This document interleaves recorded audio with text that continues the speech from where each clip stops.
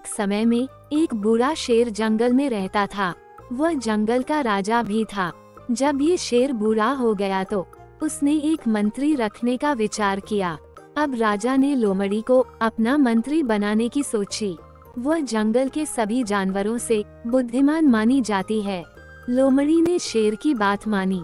वह राजा की बात टाल भी तो नहीं सकती थी ना।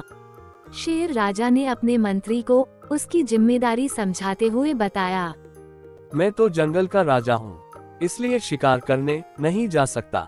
इसलिए अब तुम्हारी जिम्मेदारी रहेगी। मेरे भोजन के लिए तुम्हें रोज एक जानवर लाना होगा। लोमड़ी के पास अब कोई चारा नहीं था।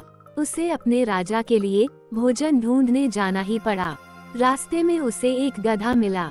गधे को देखते ही लोमड़ी को एक उपाय सूझा। लोमड़ी ने गधे को किसी भी तरह से शेर महाराज का मंत्री बनने के लिए मना लिया। शेर तो पहले से ही भूखा था, खाने के इंतजार में बैठा था। जैसे ही उसने गधे को देखा, वह उसके ऊपर झपटा और उसने उसे मार दिया। चालाक लोमड़ी ने सोचा, मैंने अपनी बुद्धि से गधे को यहाँ तक तो ले आई, इसलिए सबसे अच्छा भोजन मेरे ही हिस्से में आना चाहिए। जैसे ही शेर भोजन खाने बैठा, लोमड़ी बड़े मधुर स्वर में बोली, महाराज, आप बहुत थके हुए लगते हैं। आप भोजन से पहले स्नान कर ले तो भोजन का आनंद दुगुना हो जाएगा। शेर ने लोमड़ी की सलाह मानी और स्नान करने चला गया।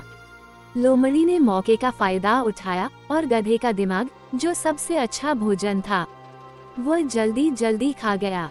शेर राजा स्नान करके लौटे। भोजन करने बैठे तो पाया कि गधे का दिमाग तो था ही नहीं। शेर ने प्रश्न भरी नजरों से लोमड़ी की ओर देखा।